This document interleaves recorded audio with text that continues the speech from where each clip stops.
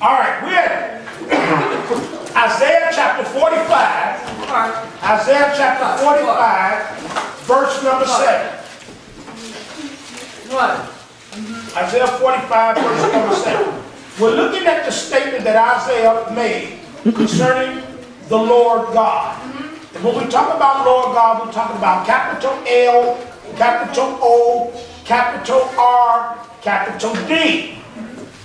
He says, I form the light, create darkness, I make peace, create evil, I the Lord do all these things. Now, we've been reading in volume, I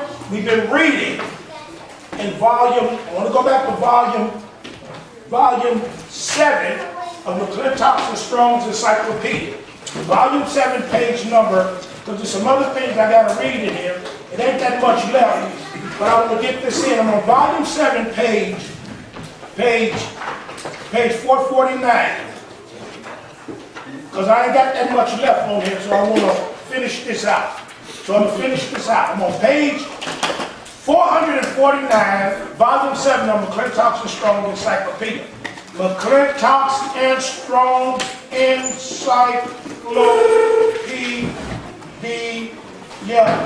I did not say P-O-logical word book. I say McClintock's and Strong's Encyclopedia. Okay.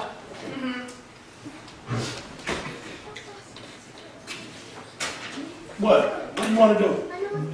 What do you want to do? What? You're trying to see if there's room for who? Is it?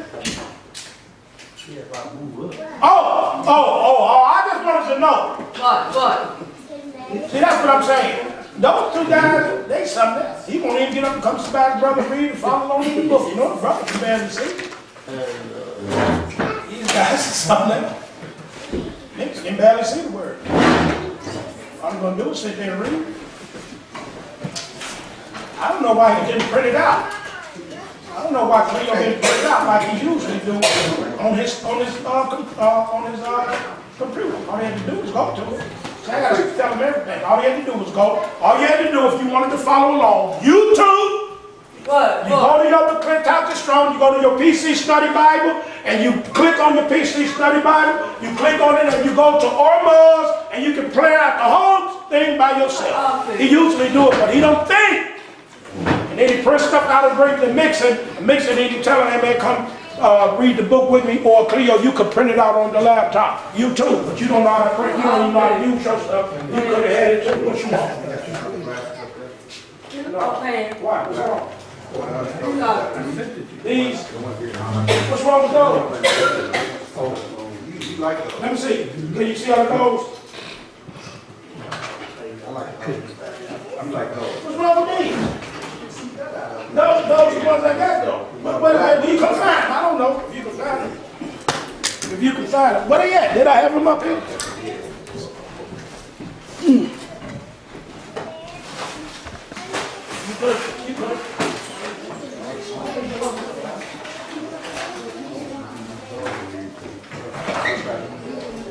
They're good. My glasses. My seeing glass. It ain't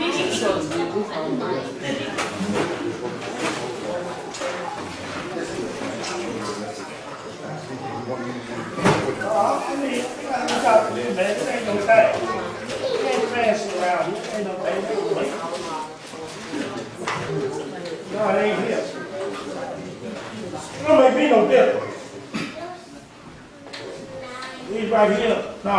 Like these vegetables? No, here. Where you get those from? I bought for my job. Oh yeah, right. No, we got to get some and just bring them and keep them up here. You know what I mean? Yeah. I bought me like about 5 or 6 packs. Yeah, so this you can print this out. Could have printed this out. That's what you could have did. Those of you who didn't have it, you could have been printed it out. So all you had to do was print it out. Hello? What you didn't think about it? asked you a Yes, I did. question. Did you? I asked you a question before. Yes, I did. So why didn't you print it out? Because my computer was messing up. Okay, why you didn't ask somebody to help? You print it out for you. Why you didn't ask Charles? Why you didn't ask your brother? That's the point I be trying to make with you so you can understand. You never want to come to us and ask us something, but you'll go to it outside. You could ask him. You could ask Charles, Eric, me, Mike, J.D., me, Chuck, Jeremiah. That's my point. You understand my point? Yes. Okay. Well, that's showing us the sign that make me think you don't want to be a part. You understand? By your actions, that makes me respond the same things I say by the way you act. You follow what I'm saying? Page 449. Top of the page. 449. But Zoroastrianism did not stop here. The contemplation of the evil that is in the world, led in time to a highly developed what? Dualism, in which Ahriman stands opposed to Hormuz. Okay, now this is why I did this. This is why I did this up here, so y'all can understand why I did this up here. Because create darkness, create evil. That's Ahriman. Ahriman. Over here, form light, make peace, so you can understand Hormuz. Now you understand? Yes. That's why I wanted to show y'all there was two different gods. This is why Isaiah prophesied like he prophesied. We don't want to go it. Yeah. All right. So he goes, so this is what you call what? What do you, what? Because how many you got? Two. You got one that form light and make peace. You got one that create darkness and create. Which one is good? Thank you very much. All right. Thank you very much. Which one is evil? Thank you very much. That's what I want to know. This is where dualism began, okay? Amen. All right then. So then you can understand as we go through here. It's very important. But Zoroastrianism is an ism, right? Yes. You got an ISM on the end of it, right? Yes. That means it's a doctrine, right? Yes. It's the doctrine of Zoroaster, right? Yes. So it's a doctrine of a man, right? Yes. All right. He's not a prophet, right? No. Amen. He's not a prophet. You don't find his name in the Bible, do you? No. You do not find his name in the Old Testament nor the New Testament, right? No. So he's not anybody, is he? No. Thank you. He ain't nobody. No. The contemplation of the evil that is in the world led in time to a highly developed dualism, in which Ahriman stands opposed to Hormuz as a being possessed of almost equal power, but using it as Ahriman only for the worst purposes. Though we do not find this doctrine, as was said above, in the most ancient sections of the Zend-Avesta, yet even there the distinctions between good and evil, truth and falsehood, right and wrong are described in strong color. And the name Ahriman in ancient Persian, Angro-Manuus, right? So we'll put that over here. Angro-Manuus, right? Yes. That's Angro-Manuus. What is he called? Dark spirit. All right, dark spirit. So now you can see why they call black evil, right? Yes. See, you're going to learn something today. Now you can see why they call black evil. Because black's supposed to be a dark spirit, okay? Yeah. Yes, stay with me. So, all right, we got good, evil, truth, falsehood, right, wrong, right? Yeah. So we got truth over here, right? And we put truth over here, right? Yeah. What we put over here? Falsehood. We put right over here, right? Yes. What we put over here? Wrong. Wrong. You're orange. So where's the white man at? The wrong. White man is over here. Black man is over there. Now you gotta learn something. Stop playing now. The name Ahriman in ancient Persian. Ahriman in Persian is Angro-Manuus. Okay? That's Persian. Angro-Manuus is Persian. occurs but in a highly poetical passage. Now there's a real personage, but as a figure of what? Speech. But in course of time, this dark spirit came to be regarded as a what? So what is Ahriman? What is Ahriman? What is Ahriman? You reading your book? What is Ahriman? Oh Lord. All right, what is the dark spirit? Thank you, Jerry. It's a living power. It came to be guarded as a living power. You guys don't know how to read, do you? No. You don't know how to read. It says, but in course of time, this dark spirit came to be regarded as a living power. Okay? Yes. And as men, notice how in the struggle of life, evil seemed as mighty as good. He was invested with attributes as great as those of Ormuz himself. As too, it was inconceivable that the good deity, who was that? Ormuz, would have allowed such a being to come into existence. Who was that? Ormuz. It was concluded that evil must be co-eternal with good. But as man's heart dictates to him. And that's the same thing Thomas Paine said? Yes, he did. Man's heart dictates to him. You should have your highlight. You should have your orange highlight. You need your orange highlight. With your orange highlight. With your orange highlight. Orange highlight. You need to highlight the name Ahriman in ancient Persian, Angro-Manuals, the dark spirit. With your orange highlighter. You need to highlight the name Ahriman in ancient Persia, Angro-Manuals, the dark spirit. You need to highlight, but in course of time, this dark spirit came to be regarded as a living power. But in course of time, this dark spirit came to be regarded as a living power. You need to highlight the struggle of life evil. You need to highlight he was invested with attributes. You need to highlight such a being to come into existence. You need to highlight that evil. What did you highlight? Let me see what you highlighted. Let me see what you are highlighting. Let me see what you are highlighting.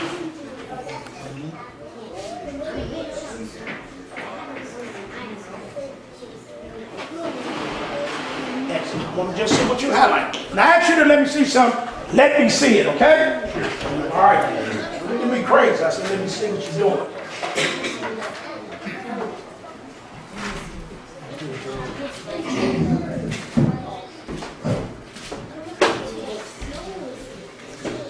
All right, you got it, Carol? No. I'm good. What? You don't put your orange highlight there. Just let me highlight. This is my book. You got to look at my eyes with that. You know what you're going to do here? What?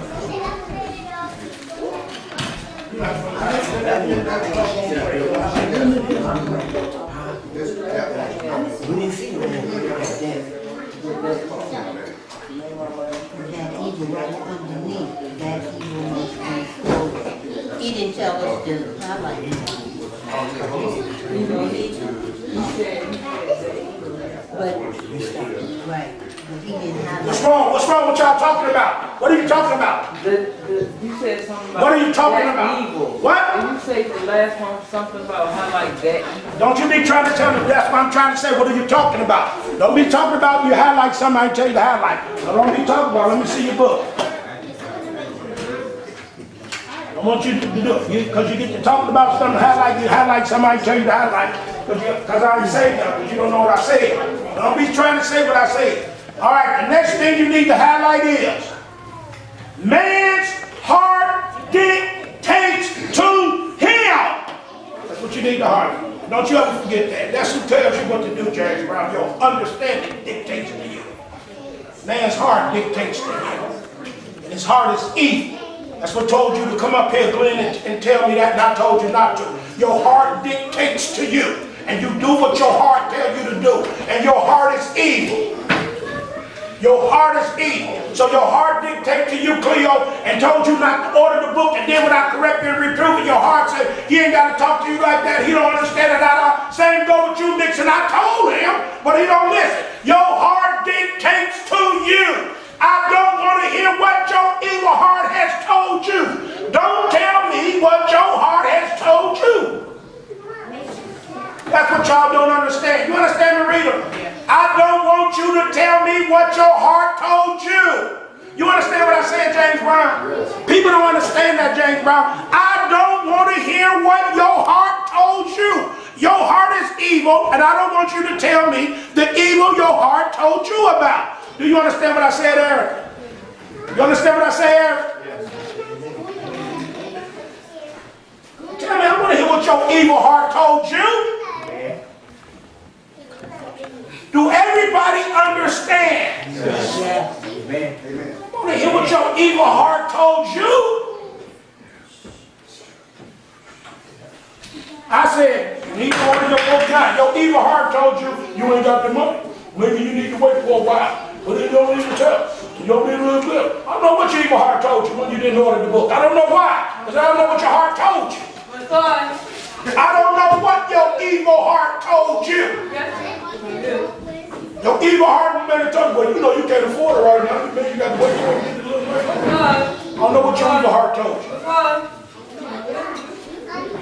But as man's heart dictates to him that good is better than evil and must finally prevail. And as you want to highlight the thought. What thought? The thought that man's heart dictates to him. That's why I got you highlighted. The thought was unendurable that struggle could go on forever, and this would be eternally miserable. The conclusion was arrived at. Highlight that. The conclusion was arrived at. Where did the conclusion come from? Y'all lost mama around that van? No. Where did the conclusion come from then, van? The thought. What thought? What is hard to take to him. What? What man hard have to take to him. Did what?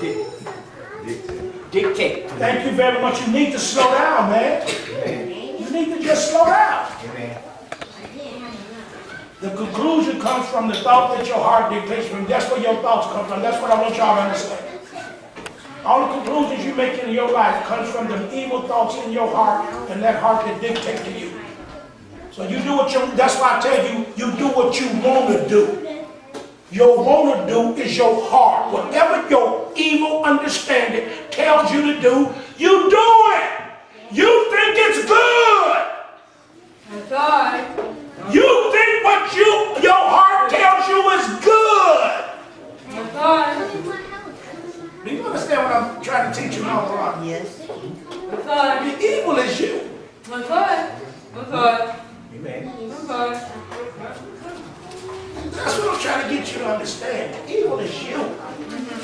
You're the evil. Yeah. Whatever your heart dictates to you, the thoughts come in there, you draw a conclusion. That's good for me.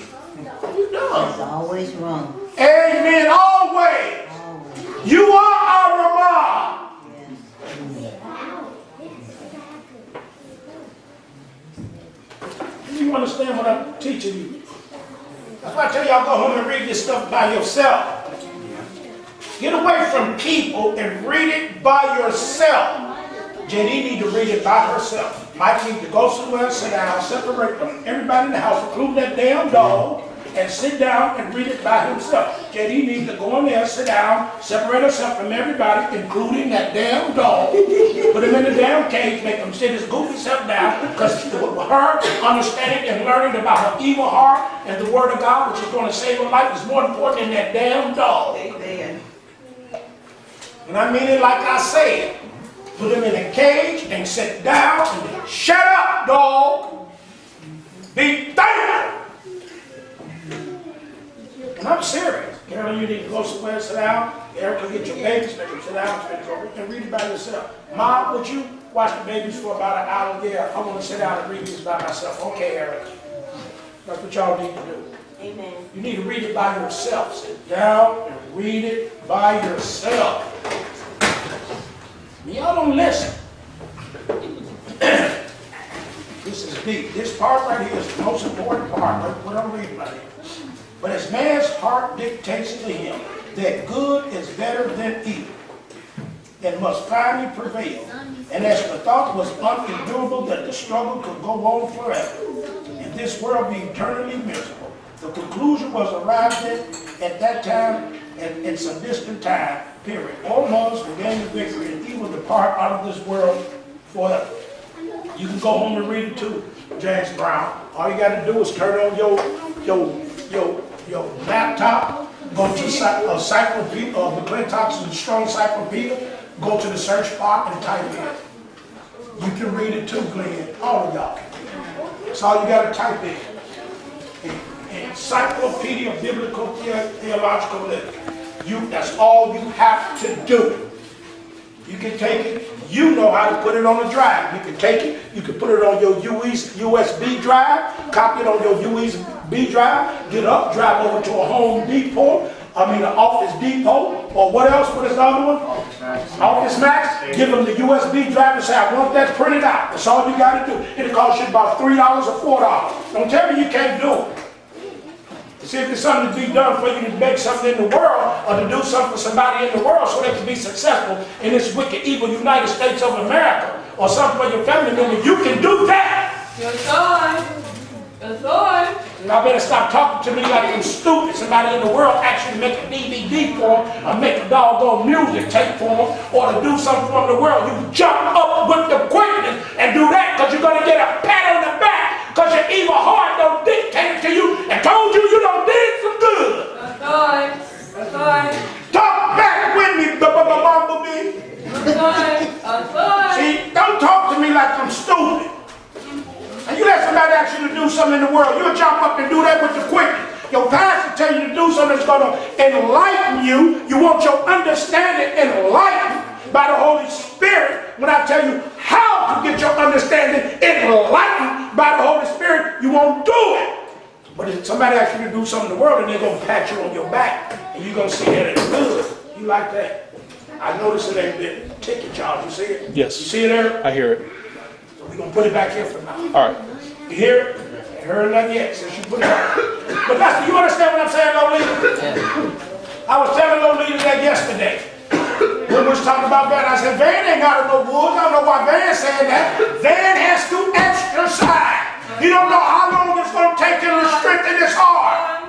I said, Van needs to stop that. I said, Lolita, hey, be quiet, Candy. I said, Lolita, when you get sick, don't blame nobody because you're not riding that bike like you're supposed to. I said, you know you're supposed to be riding that bike. You're supposed to ride that bike every day. So when the ailment come up on you, don't ask why. Your laziness is what did it to you, Lolita. I said, you know you're supposed to be riding that bike every day. You know that. I said, but you don't got lazy. I said, so you ain't got no strength, something break down on you. What's your fault? Isn't it? Yes. Didn't I tell you that, Dora? Yes. You better get back on that bike. I don't feel like it. Instead of 8-4 sandwiches, 16 cookies, 16 crackers. Don't let your big old lazy stuff, you're fat. I talked about it like a dog, like nothing. You don't need them. You know I cut no corners. JD, I talked about it like a dog. You're going to get on that bike for real, man. If something happened to you. You come up, preach. I need you to come on here. Should have rode your bike. But for real. You don't do what you're supposed to do. Then when the elders come on you, you know why, Maria? You know why you got a wide back op? You know why? Muscle.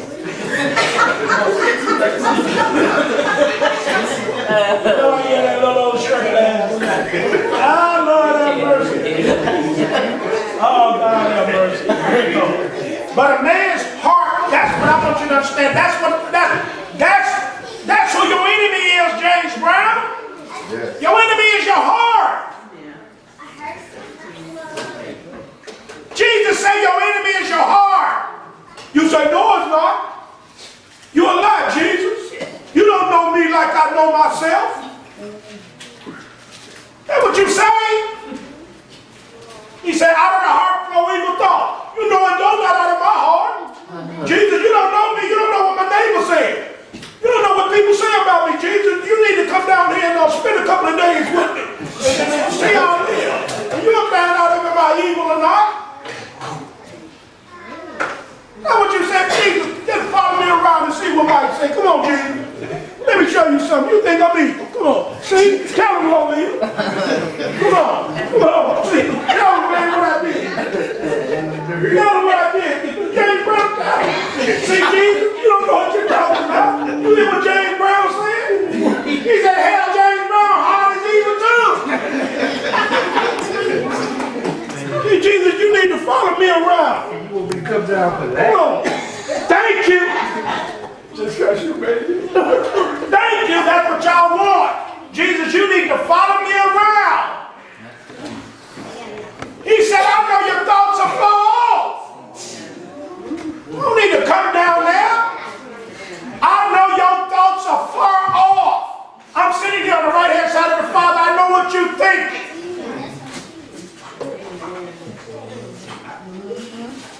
Act like he don't know. Meanwhile, a fierce war is carried on in which every act of hormones is watched by his enemy. Who is the enemy? Who is the enemy? I'm talking to those with the book. Who is the enemy? Oh, God help us. Who is the enemy? The dark spirit. Oh, Mama Wanda, you not paying attention. The enemy is Ar-Rahman. You and they not paying attention. The enemy is Ar-Rahman. Y'all not paying attention. Y'all are not paying attention. That's why I tell you need to go over and read it again. It's the enemy of Ormuz. I'm going to read it again. Meanwhile, a fierce war is carried on in which every act of Ormuz is watched by his enemy. Who is the enemy? Ar-Rahman. Ar-Rahman. Ar-Rahman. Ar-Rahman. Ar-Rahman. Or Angramanius in Persia. And immediately spoiled. The good deity, who is that, Carolyn? Spends his time in devising schemes of benevolence for the happiness of his people. And, highlight, Ar-Rahman is equally active and even more successful in inventing pests and annoyances. Ar-Rahman is equally active and even more successful in inventing pests and annoyances, which turn every creation of Ormuz into a place of trial and misery. Highlight, a place of trial and misery.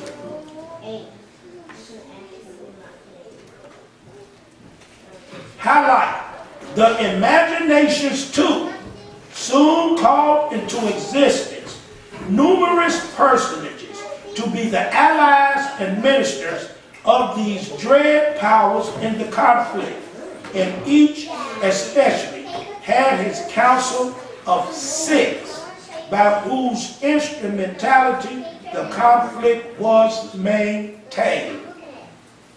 So Ormuz, he got 6, right? And Ar-Rahman, he got 6, right? Each one of them got 6 apiece. Turn it, look at your Bible, get your Bible. I'm gonna show you something, y'all. Show y'all something. I seen this when I was studying. Go to the book. Where did I see it at? I'm a fact. Because I know exactly where's it at. I know which book it is at, which 2 books it is. Let's go to Ezra first. Okay. Let's go to Ezra first. Okay. Well, I ain't gonna even fight to go through all this. Okay. All I'm gonna do is get my, Okay. Kevin, I'm gonna knock you down.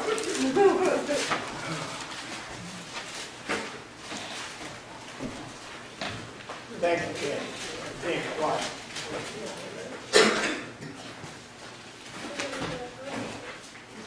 I ain't gonna even go through this. I'm just gonna go ahead and get it. I'm trying to finish this today. Show y'all something. Let me show y'all something. Let me show you something. Where am I going? Okay. I'm gonna show you something. I seen this.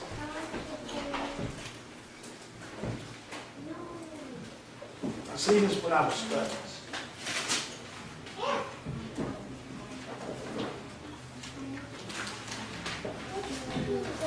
Okay.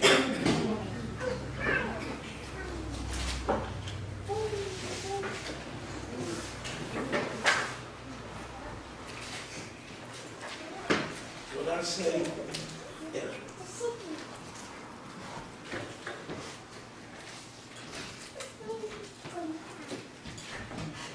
What I say.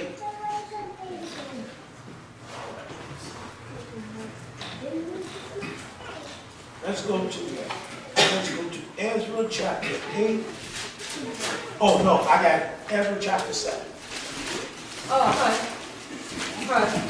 Ezra, Okay. Okay. no,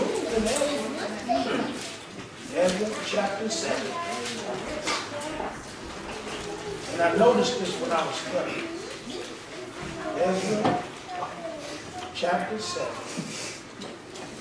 Ezra chapter 7. I have another place, but I found it. But I know it's there. Ezra chapter 7.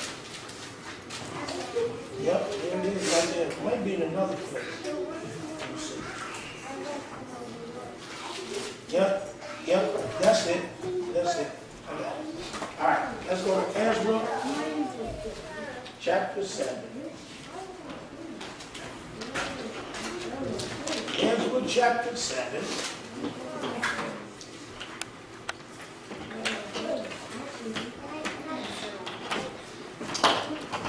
So Ezra chapter 7 and verse number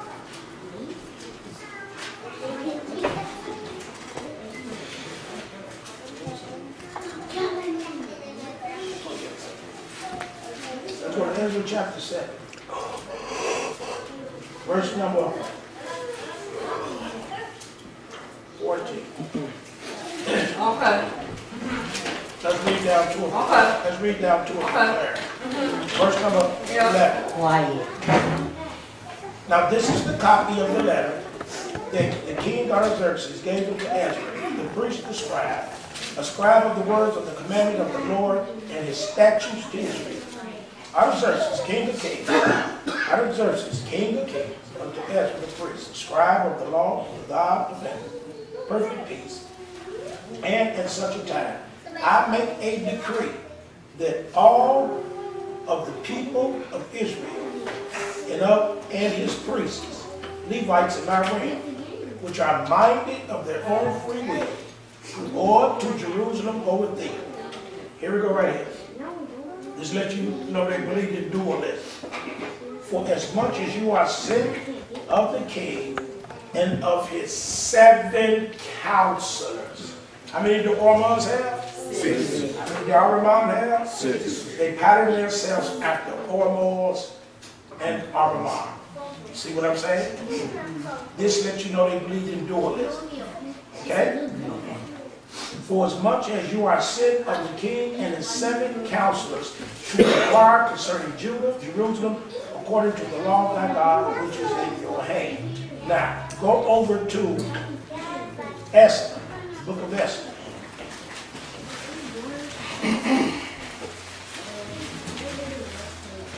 Oh, I really don't mess up there. I just know when I say Esther. Amen. Amen. Amen. Amen. Amen. Amen. Amen. Esther, right by Ezra Ezra, Nehemiah, all of them, Ezra, Nehemiah. Amen. Ezra, Nehemiah, that's all of them books, is right, she'll be right next to them, right?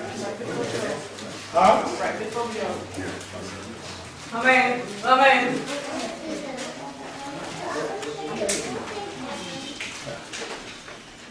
Go to Esther chapter 1.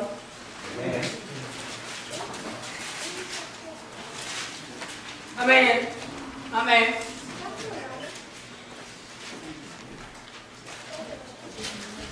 And verse number 14, are you there? Amen. Amen. Look at verse 13. Amen. Then the king said to the wise men which knew the times, for so was the king's manner toward all that knew law and judgment.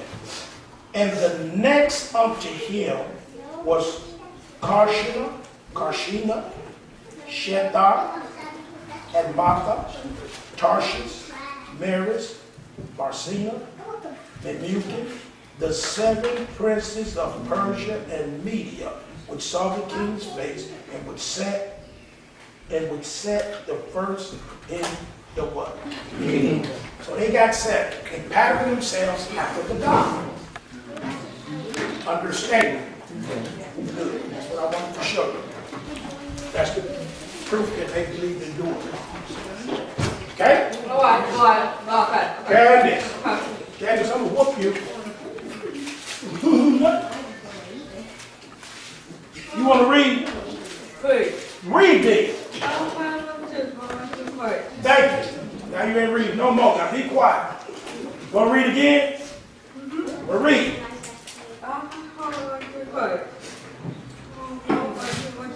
You through? All right then. Now be quiet. I'll let you read 2 times. All right. So I wanted to show y'all how they pattern themselves after the gods, okay? So we back into Nikolai Thompson Strong, right? We back in the part again where it says,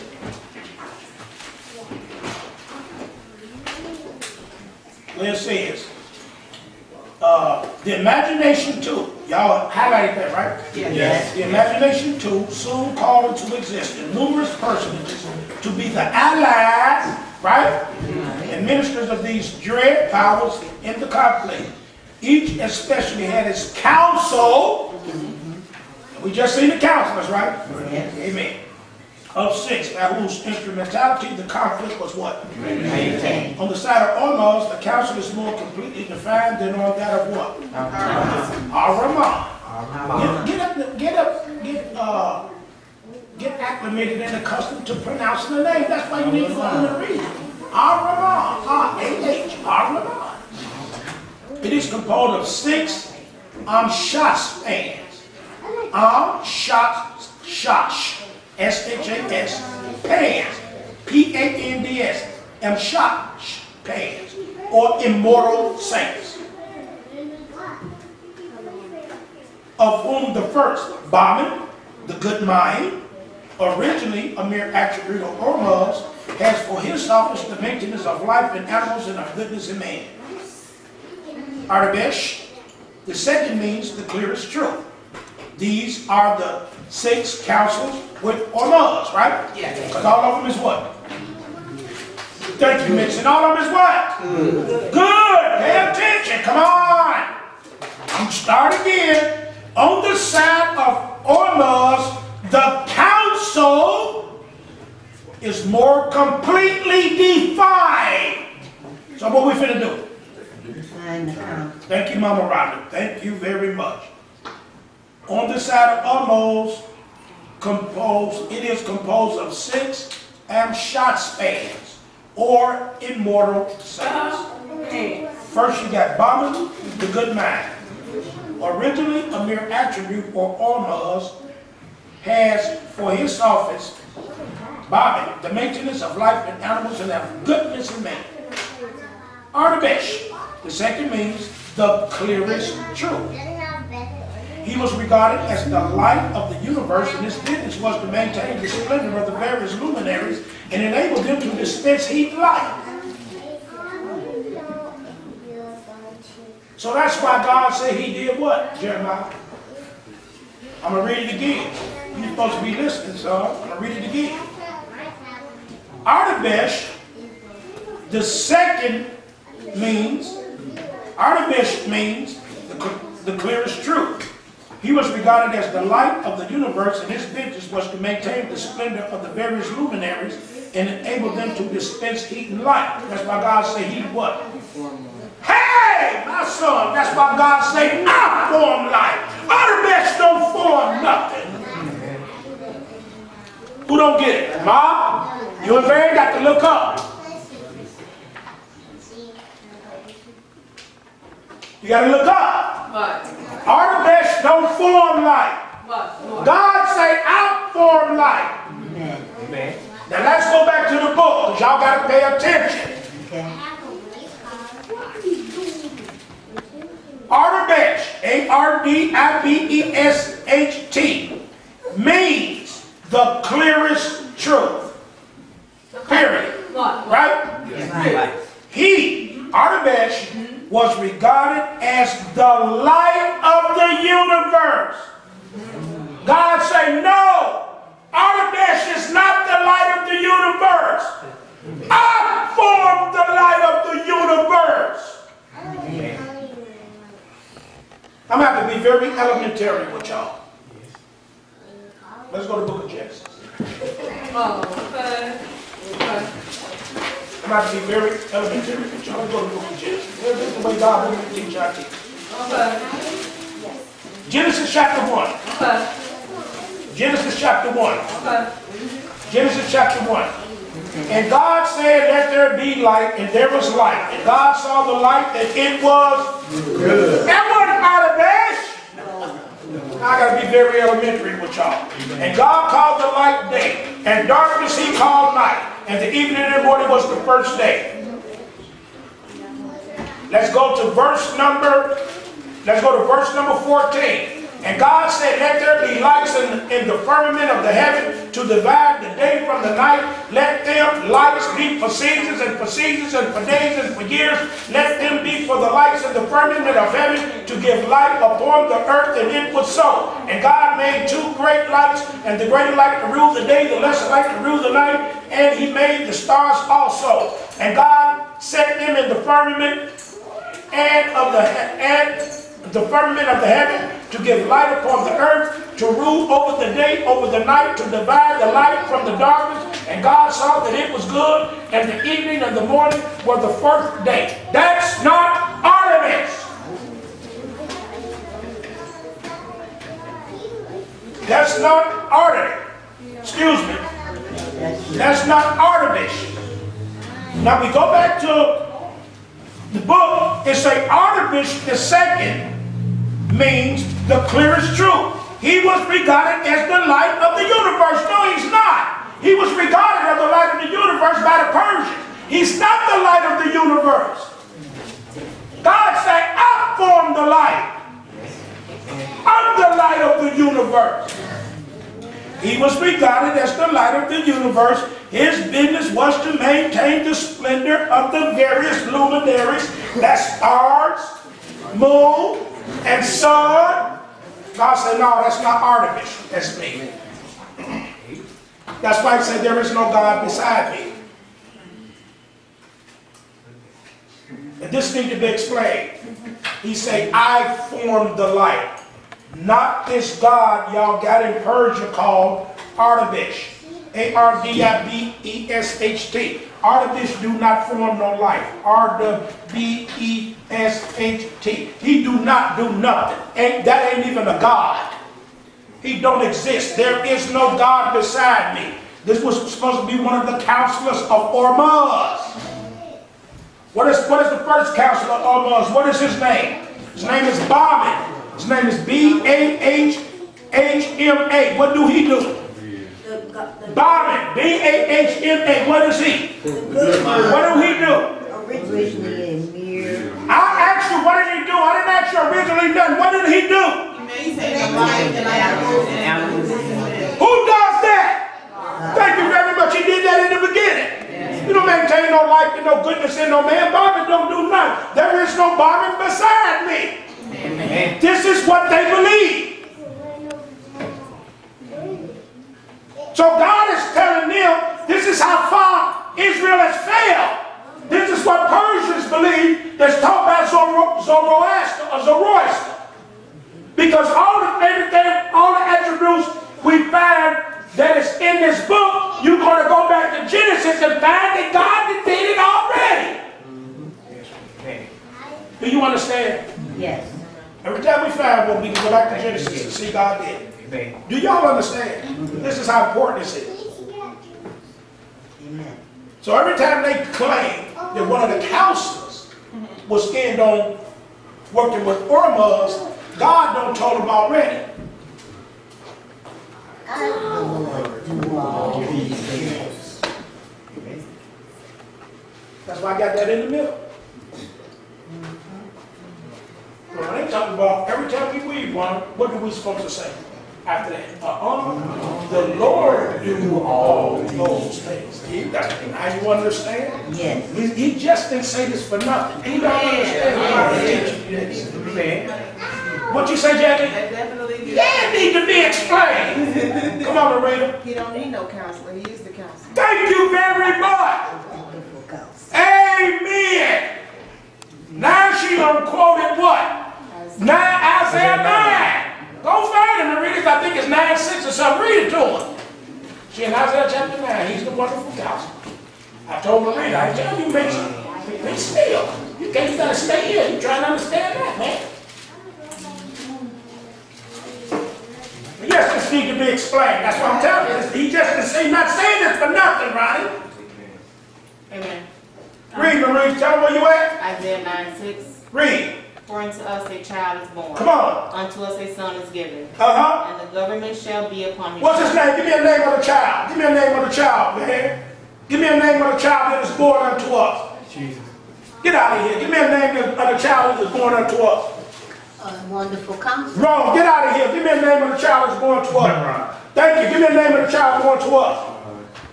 What? Man, go ahead on, man. He's talking about the child born unto us is Ormuz. Give me a name of the child, JD. Give me a name of the child, Eric Kelly. Thank you very much. The name of the child born unto us. Jehovah.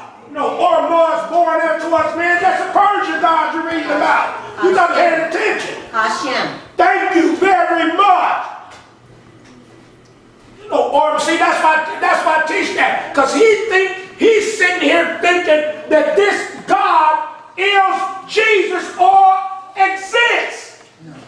What is this right here? That's a figment of. Thank you, his imaginary monster's imagination. Yeah. That's why I have to teach like that, because individuals like him sit here and he actually think that this is a God.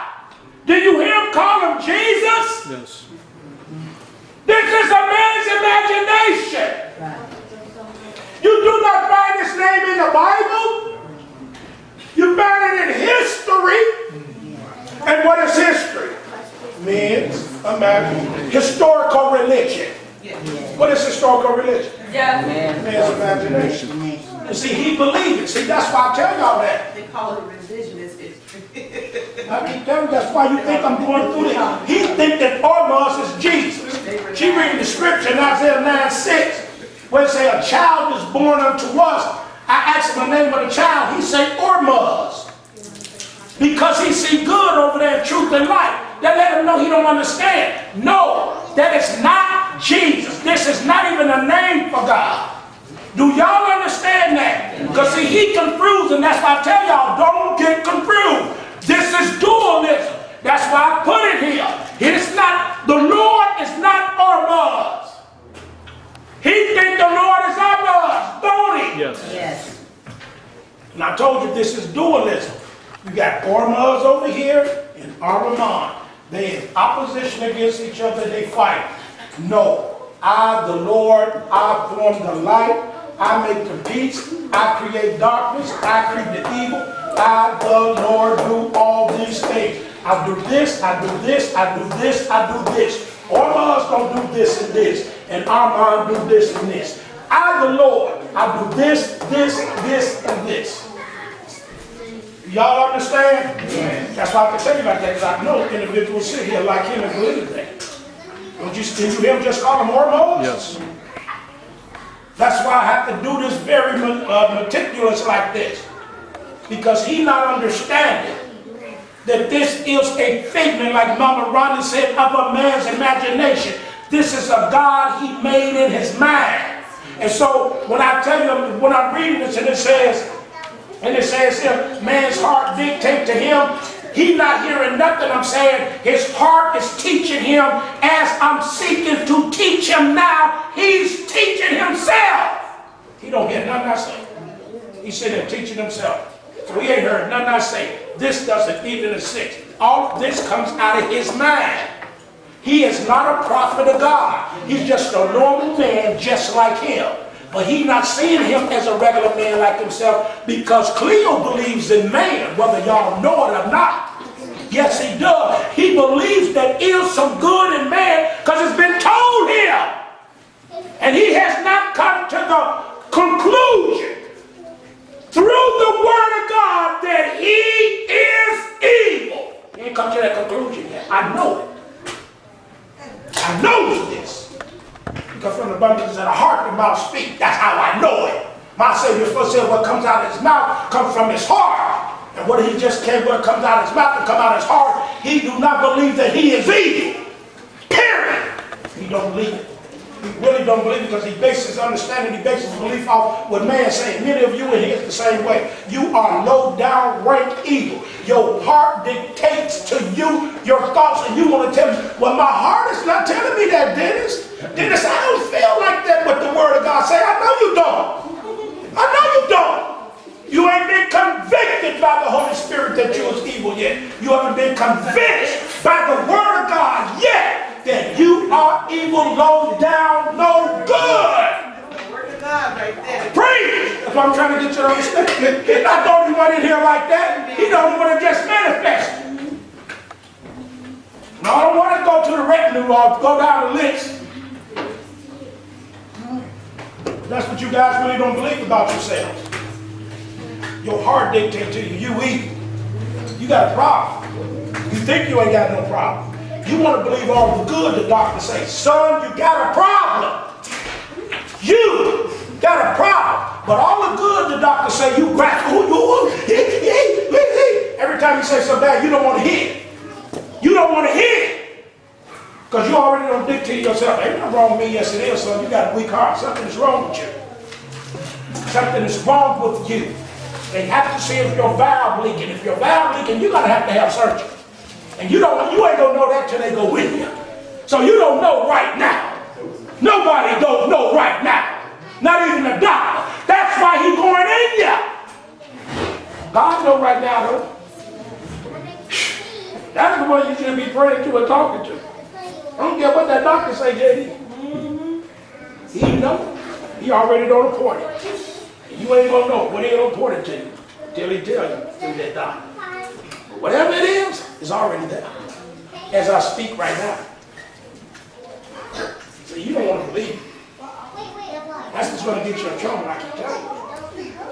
You want to believe all positive, just like the damn white folks. Stop listening to yourself. And this is what your guys do. That's why I'm telling you this. Y'all listen to yourselves.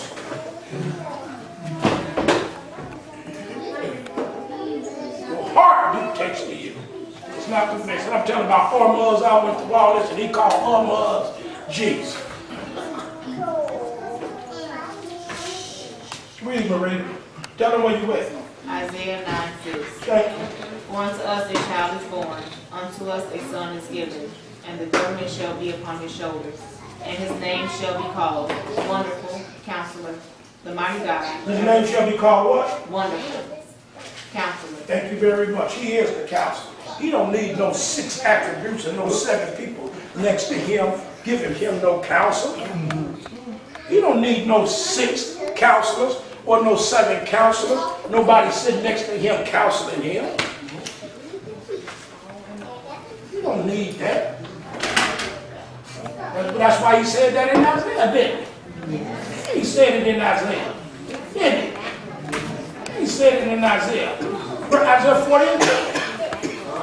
Isaiah 40. Come on, come on, come on, come on. Isaiah 40.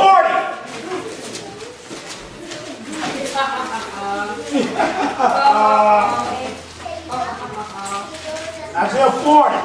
You got it? Isaiah 40, verse number 13. You got it? Read, Marita. Who hath directed the Spirit of the Lord? Come on. Or being his counselor hath taught him? Come on. With whom took he counsel? Come on. And who instructed him? Come on. Taught him in the path of judgment. Come on. And taught him knowledge. Come on. Taught him the way of understanding. Why you think he said that? Why you think he's saying that? He leading all the way up this house. There ain't no such thing as dualism. I don't ask nobody nothing. Nobody don't teach me. Right next to that verse you put Isaiah 9:6.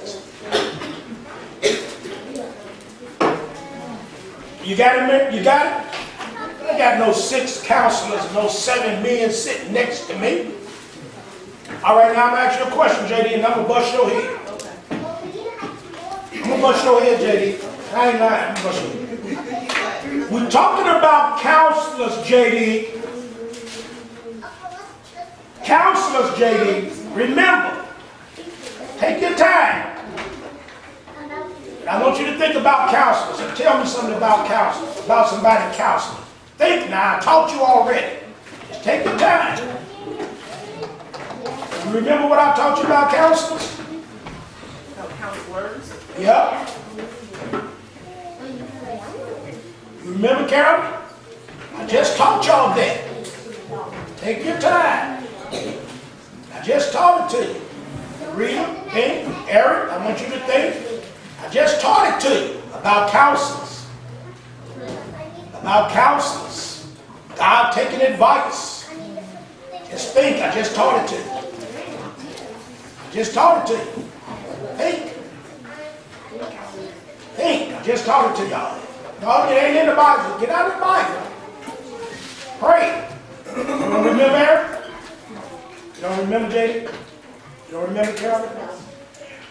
Do you remember when we read Thursday what they said about God when he made man? The rabbis? Who did they say God consulted when they made man? Oh, the creations, or the days of creation. Who did they say? They said the days of creation. And who else? One specifically. Do you remember Jeremiah? Thursday night I taught y'all. When he said, let us make man, who did they say God? Yes, sir! Oh, The days of creation, over the angels. and the ministry name. I told y'all. I just taught y'all that Thursday. Yes, we did. He said, when God said, let us make man, he was actually the ministry angels. And he consulted the days of creation. Well, it's the same thing, ain't it? It's man's heart dictating to him. Yeah, that he needs some counselors. And he needs some help from us. Y'all understand? You understand? You see how all men think alike? That's where the rabbis got it from. Yes! Got it from the person. Yes! You got it from the church. So every time we read about an attribute, and I ain't gonna tell y'all no lie. Every time we read about an attribute, I ain't gonna lie to you, Michael. I just seen that. I noticed when he said light. Hold on. He said, I seen it when he said artibish means the clearest truth. He was regarded as the light of the universe. When I say that, I said, no, he's not. That's Jehovah. The clearest truth. Where do we find? Oh, Lord have mercy. Now, he said the clearest truth is light, right? Now listen what he said. Come on, man. Come on. All right, come on. I know y'all got something. Come on. I know y'all got something. I know y'all got something in. He said the clearest truth. The clearest truth. The clearest truth. What I say? The clearest truth. Listen, before you get to flip it. The clearest truth is light. The clearest truth is light of the universe. The clearest truth is the light of the universe. The clearest truth is light. Somebody give me a scripture. The clearest truth, light of the universe. The clearest truth, truth and light. The clearest truth. The clearest truth. The clearest truth and light. Y'all, everybody should know. Everybody should know. The clearest truth and light. When you get to a book, tell me what book you at. I'm at St. John. You at St. John 1, J.D.? 14. You wrong. I'm at John. Where you at, Eric? I'm in 2 Corinthians. Wrong. You close. You wrong. Where you at, Van? I'm in 1 John. Wrong. Where you at, Mama Ronald? I'm in John. John what? I haven't. All right. You're in the right book, J.D. The clearest truth. The clearest truth. St. John. No, you can't be in both. Oh, John 9:5. No. The clearest truth. John chapter 1. Hey, nigga, read! Read, boy! Read! Verse 1. Read! Yes, start at verse 1. In the beginning was the Word, and the Word was with God, and the Word was God. The same was in the beginning with God. All things were made by Him, and without Him was not anything made that was made.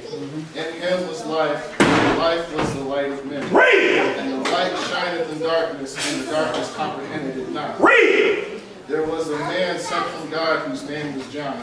The same came for a witness to bear witness of the light, that all men through him believed. Read! Not that light, but was sent to bear witness of that light. That was the true light. That's my boy! Keep reading, you understand? He was in the world, and the world was made by him, and the world knew him not. Keep reading. He came unto his own, and his own received him not. Come on. But as many as received him, to them gave he power to become the sons of God, Come on. even to them that believe on his name, Go ahead. which were born not of blood, which were born not of blood, nor of the will of the flesh, nor of the will of man, but of God. And the Word was made flesh and dwelt among us, and we beheld his glory, the glory as of the only begotten of the Father, full of grace and truth. That's my boy. Amen. That's my boy. He was the what? What kind of light was it? True light. He the clearest truth. Amen. Yeah, he was going to 14. I am the truth. I am the way, I am the truth. He is. He the clearest truth. That's not True light. That's right. That's the one that is ill, though. That's the one that validates it right there. Which one? What verse is that? Verse 9, true light. That's right. That's right. That's the clearest truth. It's the true light. Yes, sir. Yes, sir. Now y'all see what I'm saying? So this is what he's telling them. So when I seen that right there, when I seen this word right here, and it said luminaries, what I think? Sun, moon, star. Yes. And so I go back to Genesis. So when I go back to Genesis chapter 1, what hits me? St. John chapter 1. The clearest truth. There you go, Ronnie, it goes together. That's soon innocence. You got to mentally put that stuff to mentally. The Holy Spirit ain't no analyzing and no adding and all that. No, mentally, in your mind, the Holy Spirit in you. Say, go here, go there, go there. That's systematic. That's what that is. Love you, man. That's systematic. Amen. Learn your analyzing. Oh, you have to analyze. Like me. John, I'm the true light. Hello? Yeah. That's the clearest truth, ain't it? Amen. Can I turn the arrow? That's the clearest truth. You do what you want to do, man. You get hot, you in charge of that. You feel like you hot, you turn it on. They put their jacket on, baby. Y'all, that's when I seen it. You understand what I'm saying? Even I could go show you Mama. I can show you Mama. Y'all should be able to show me Mama. When he made the animals. Oh, yeah. Yeah! Everything that goes back to the beginning. Yeah, everything will go back to Genesis. Watch. The third, Sharavah, right, was the dispenser of riches. All right, tell me about that. What about riches? What did Samuel say? The Lord make it. So they say, he said, the Lord make it rich and poor, right? So they say, or laws make you what? Rich. And the devil make it.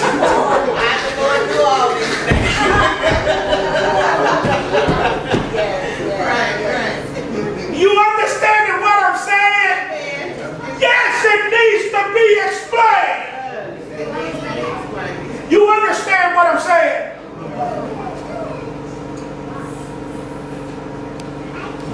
If a man poor, God made him poor. If a man rich, God made him rich. So you know what the name is hell. You understand what I'm saying? Ain't this deep? So every time we go and find one of these so-called counselors, we're going to find that God is the one that does it. Amen. Right? Amen. All right. The fourth Isfan Aramat represented the earth. As the Iranians were purely agricultural people, the earth always held a high place in their esteem. And Armadi, the earth goddess, was also goodness of what? No! That's God! The earth is the Lord's. The world and the Lord. See, that's what I'm telling you. But see, they had divided it up, Carol. They said Ormaz is the good God. He's the beneficent God. He looked out for us and do good things for us. Then nigga over here, he always want to bring sorrow for him. So I like the white man, and I don't like this. But Dennis ain't got nothing good to say about me.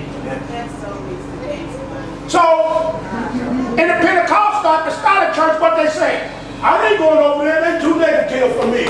We positive over here. We gonna name it and claim it. Yes, it needs to be explained. You understand what he's saying now? That's beyond the deism. That's dual. I mean, you're a dualist. You're a dualist. Yes, Carol. You know why all of this came about with Floresta? It was all about money and power. Yes, it was, Carolyn. All about money and It power. was all about money and power that hit me this morning when I was getting ready. Men in the United States of America, the gold and silver ain't blinded him. You know what blinded him? That $green bill. The gold and silver ain't blinded. He's not blinded by the gold and silver, by the shiny stuff. No, sir. That green God don't blind him, man. That's all he can see is that green God. But if you never get yourself in depth, you don't have to worship your green God, do you? Me and Mike together yesterday, went to get something to eat. I asked that Iranian, that Persian, I asked him for some hot peppers. I had $1 in my hand. I said, because I don't want to get, he had already pissed me off. Because he went in there, Mike's smart. Mike's smart. Mike got a lot of sense. That's why I be on Mike is not a stupid man. That's why I do him like I do. Mike pick up on things real quick. He's very smart. The dude got a problem. And you got to watch people that's always calling you up, Mike. Mike told y'all right. When the man said, hey, what's going on, bro? What's happening, boss? Hey, my man, you watch that nigga right there because he got his mouth formed, but his hand is aimed at your pocket. You start like, hey, bro. Hey, boss. What's going on, man? You watch that nigga.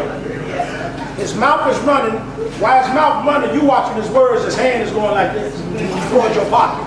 I asked him to give me some hot peppers with my chicken. He seen $1 in my hand. He seen $1. I said, how much owe you for those peppers? I was finna get $1. I was having $1. He said, yeah, give me that $1. Man, give me that change in your hand too. You got to be kidding. Am I lying, Mike? Mike looked at the window. Mike said, man, chicken wings is $17.99. He told Mike, no, the wings went up, you know, so-and-so, they $19.99. And they went up because, you know, the prices go up, and I got to go up on my price too. Mike said, well, in the window, they $17.99. And Mike looked, Mike said, all right, that's all right. I seen them, you got them up there at $19.99. Because I had stopped. Because Mike giving them $17.99. Okay. Because Mike know that Mike like, nigga, you try to be slick. You got $17.99, but you charging me $19.99, something wrong, which he is right. Yeah. But I don't want to be bothered with the bastard. Right. So I say, Mike, I'll pay the difference. Then Mike looks up and say, no, all right, you're right, $19.99. But he running off at the mouth so doggone much. And me and Mike talk about him all the way. Man, about that nigga think he's sneaks. I told you about that man. You gotta watch me. I said, you're right. We get home, Mike open up his chicken. Oh, Lord have mercy. He done forgot Mike's french fries. Mike said he was finna pay him for the fries and $1 somewhere for That nigga better pay me for the fries. Mike said he finna give me my fries and give me about $1.80. That's what he said. He that preaching. He said, you gonna give me my fries? And I'm asking for about $1.80 for my gas I burned. I said, no, Mike. So when we got in there and he did what he did, I said, yeah, and you owe him $1.80 for his gas he burned. He turned around and gave us two $10 coupons off our next order. So, hey, Mike, we can say that for the thing. Because Mike at the studio session, Mike want all of you brethren to come over and he gonna have a little party for y'all. We take them two things, Mike and you. Follow what I'm saying? So Mike said he'll let me know. At the studio, he want brother to come over. He gonna buy some food. He want y'all to come over to the show. All right? Yes. Don't talk. Right. So anyway, every time you see something that they doing, you understand what I'm saying? You're gonna find something that God done already. But the problem is, he ain't revealed himself to him. Them Johnny come latelys. What? Them Johnny come Johnny come lately, Charles. So Royster don't know him. So his heart is dictating to him. That's what I'm telling you. You sit here and you be in your imagination and you listening to your mind and your understanding. That means you don't know him.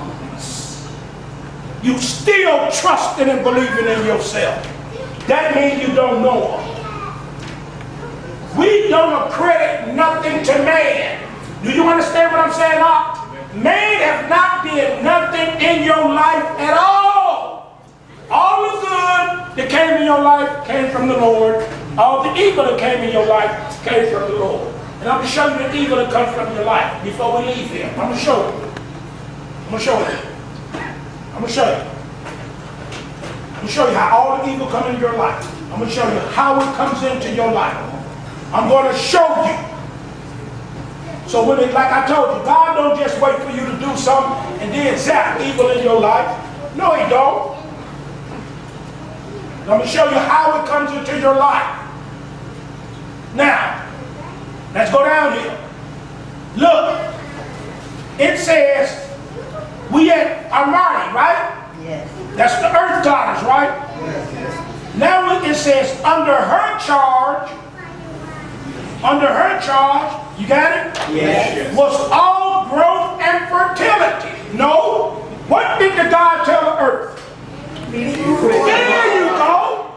God already told us to be fruitful and multiply. You got it? And it's deep. So when the winter came, they said our mom brought the cold. They said our mom done run this cold. And now we need to worship her. That's the evil God. So we need to pacify that evil God because he don't stop her mom from bringing us fruit and being fertile. Right? Because winter, everything dies. Right? But God told us what? Go to Genesis. They didn't know this, Carolyn. This is what I'm telling y'all. You learning a lot about paganism, and you don't even know you're learning about paganism. You go to Genesis chapter 9, Carolyn. Carolyn, Yes. Genesis chapter 8. Genesis chapter 8. You got it? You got it, Carolyn? Yes. You got it? Yes. Verse number 22. What does it say, Carolyn? It says, while the earth remaineth, seed time and harvest, and cold and heat, and summer and winter, and day and night shall not cease. Your voice didn't know that. You forget it. Israel forgot it, right, Jeremiah? Then here comes the voice and tell them, our Ramah did that. And the reason they forgot it is because they didn't do what, Jeremiah? They didn't do what, Jeremiah? They didn't read. I keep telling y'all to read. That's why you don't know, because you don't what? Read. I'm telling you to read. Read. Read. Read. Read. Y'all think y'all know, but you don't know. You need to go back and read these stories again. Go back and forth and read them again. Go back and forth and read them again. You learn about how, JD? Repetition. Repetition. Repetition. Repetition. Repetition. So I told you, every time we find one of these so-called quote counselors for our mugs, God already said, I create darkness, I create evil, I do all these things. do all this stuff. They attributed to these counselors for our mugs, right? Yeah. All right. It says the last two were Cordad, health, right? And Amr, immortality, right? What about health? How about Micah 6:13, JD? How about Micah 6:13? How about Micah 6:13, y'all? Health. Let's see what it says about health. How about Micah 6:13? How about Micah 6:13, JD? Amen. What did it say, JD? Therefore also will I make thee sick and smiting thee and making thee desolate because of thy sin. Thank you very much. All right, let's go to 1 John. We're talking about health, right, Charles? Yes. Let's go to 3 John. Let's go to 3 John. Let's go to 3 John, 2 John, 1 John. Hold on.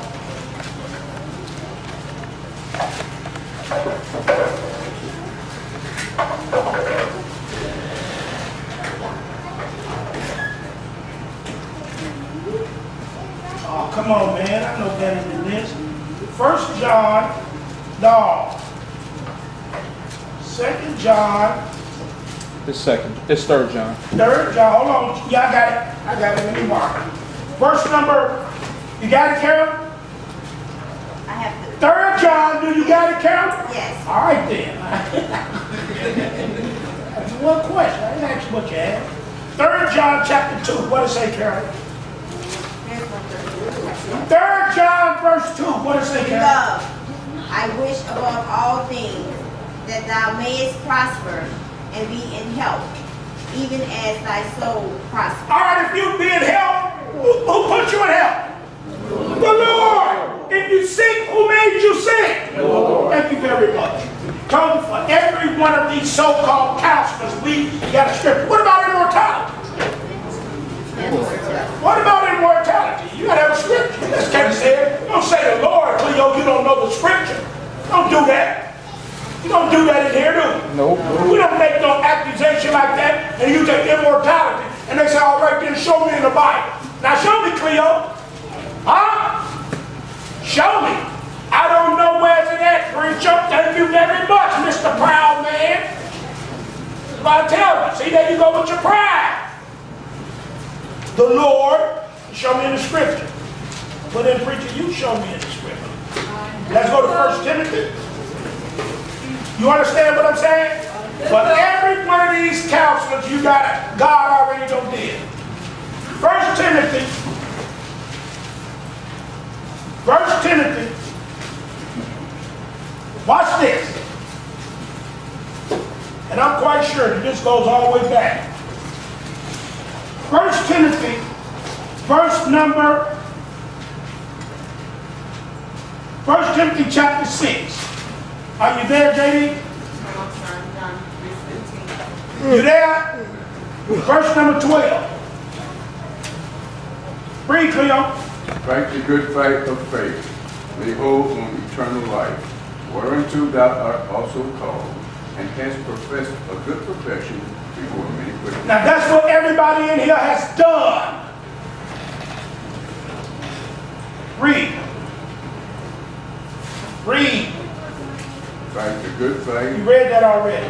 Read. I give thee charge in the sight of God, who quickeneth all things, and before Christ Jesus, who before Pontius Pilate witnessed a good confession. What was the good profession that Pontius Pilate made of him? Van? Wow. What's the good profession that Pontius Pilate made of him, Ronnie? Amen. That's the good profession that all nothing, you didn't know it. If Pontius Pilate say all nothing, cut it out, you didn't know it. Talking about all. Well, what are you talking about all then? What is all for? Stop that. Stop being a hypocrite. Come on, all. The good confession that Pontius Pilate made of Jesus in the 18th chapter, did he say, I find no fault in him. Hello? Amen. All right. Read, Leo. 1836-37. Y'all should never forget that. Don't you look at the good confession. Come on. Let's go look at the good confession. 1836-37. 1836-37. Hello? Amen. You got it? Amen. Read, JD. Jesus answered, my kingdom is not of this world.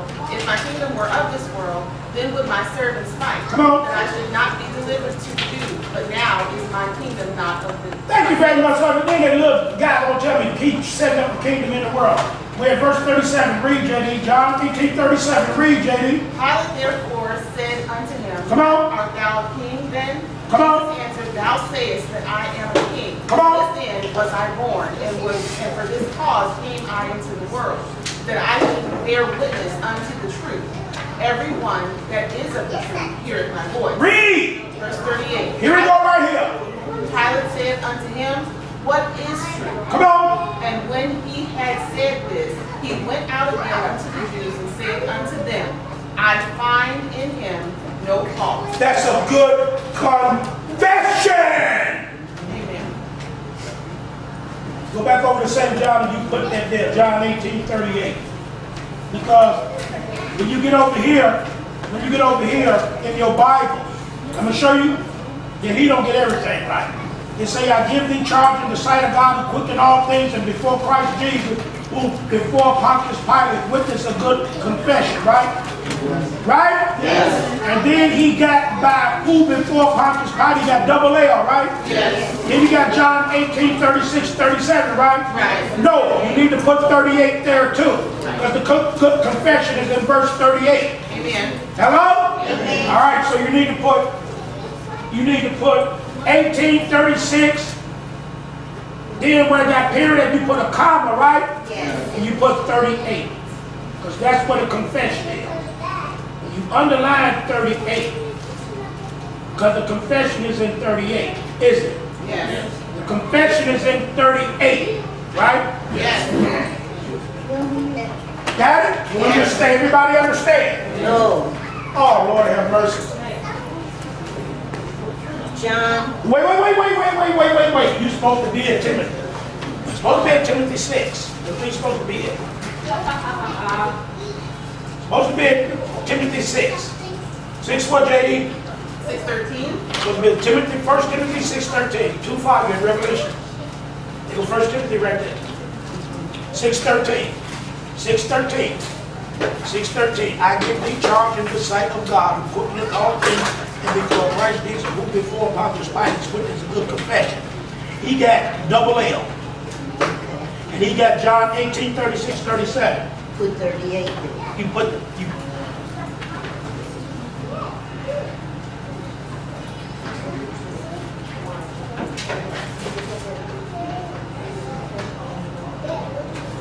The good confession is you got it underlined right there. The good confession is in verse 38. Right? Yes. Thank you. Welcome. You don't want to get that special treatment like my mom. You fix good. You fix good salad cooking. Yeah, great hugs. That's my mama, boy. That's my mama for real. She get good special treatment. So at 6:13, down at the bottom, you put a comma right there and put 38 up under and underline good confession. You got all that in your Bible already, and you got to have down some room and put 8:13. I don't know why you got all that in your Bible, but that's how you will. 8:13, good confession. You're not supposed to that. You're supposed to be in doggone Timothy, Lolita. Oh, you did it in Timothy? 6:13. All right, good. You did it already. At 6:13 in Timothy, at the bottom, where it say period at, with a double L in your Bible, it say double L. And it say John 18:36, you put a comma there and put 38. You did it right there, but that's all right. Because it say it tell you to stop at 37, but the confession is in verse 38. The confession is in verse 38. The confession is in verse 38. So down here, you did it right. Show your wife if she ain't doing it right. You did it right, Marie. You did it right. You did it right. There you go. You got it. There you go. Y'all did it right. At verse 38, all you do is where you got the dot at, you make it a comma, you put 38, you underline it, then you underline good confession. Because the good confession is in verse 38, it's not in verse 36 or 37. Hello? What is the good confession, David? In him I find no fault. That's right. Say it again. Sorry, I find in him no fault. Now, say it again. I find in him no fault. Because he examined him. He was the lamb without blemish. Go back to Timothy 6:14. Look at what it says. That you keep this commandment without spot of reproof. As long as I stick with the scriptures, I ain't got no spots and you can't check me for nothing. All I gotta do is stay with that scripture, Ronnie. You got a problem with your heart is dictating to you that evil. As long as I stay with that scripture, I'm straight. Amen.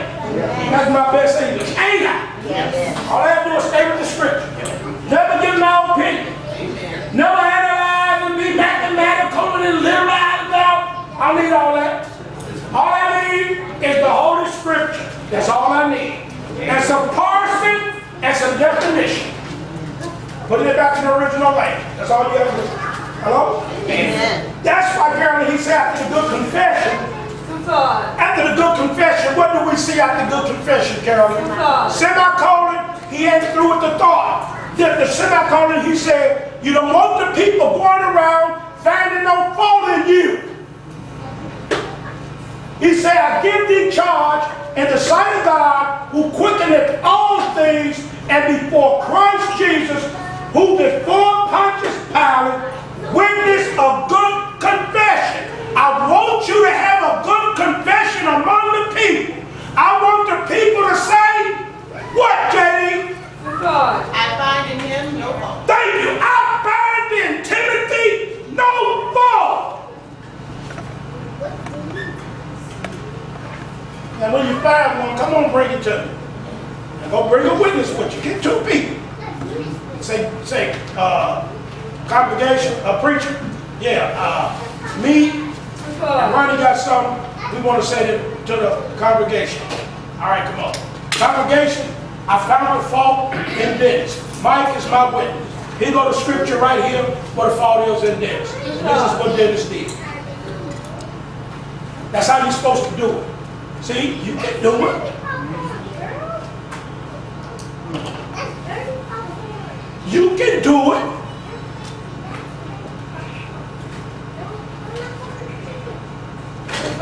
And I gotta listen. Can't tell you ain't studied enough. You don't know what you're talking about.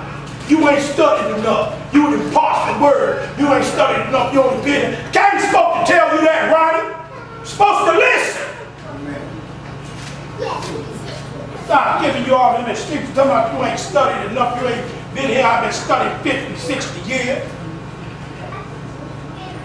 I heard him say that you can't learn to be holy and righteous and walk upright unless you've been through a lot of fire. It takes 40 to 30 to 50 years. First person I thought about was Bumblebee. Bumblebee ain't been through no fire. God ain't gonna take Bumblebee right now and she get to be 45 years old and turn her over to herself and let her walk in sin for 10 damn years and then bring her out again and take her through all the trials and tribulations and bring her back in again. He ain't gonna do that. Ain't nobody got to experience nothing like you. Bumblebee can't learn the truth because she ain't been through enough fire yet. What? That's a lie. I ain't had to go back and smoke crack again. That's a lie. He don't take you back to that lifestyle. That's not his will. Yes, you got to be cleansed every day because you stained every day by the world. So you got to go to the labor every day, don't you? You got to be washed every day, don't you? Yes. You're free, sanctuary. So we're looking for the immortality, right? Yes. Right? We're looking for the immortality, right? Verse number 14, read, J.D. Good God.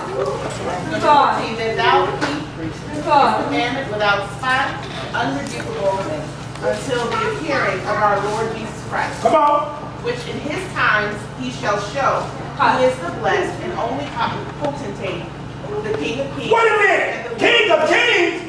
I read that somewhere.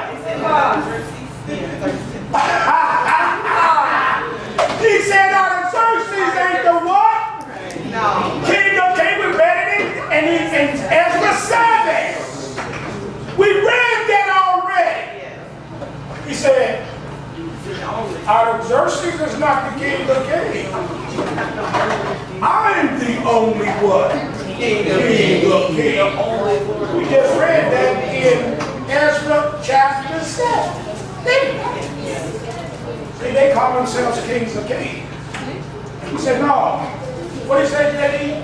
I'm the only potentate. The what?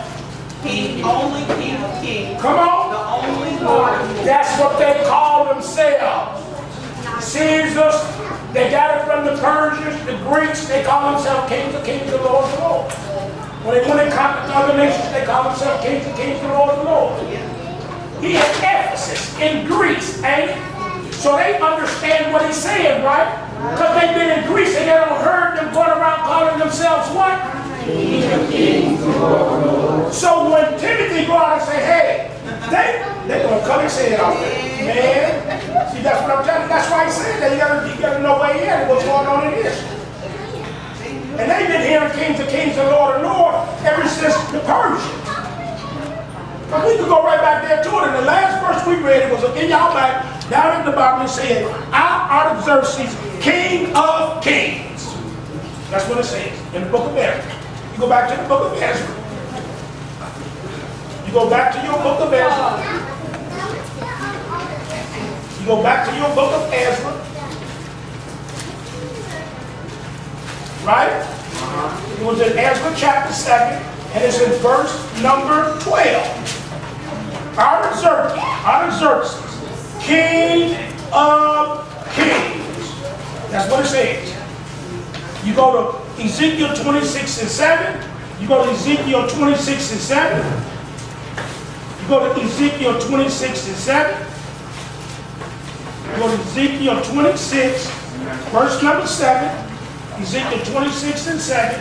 It says, for thus said the Lord God, behold, I will bring up on Tyrus Nebuchadnezzar, king of Babylon, a what?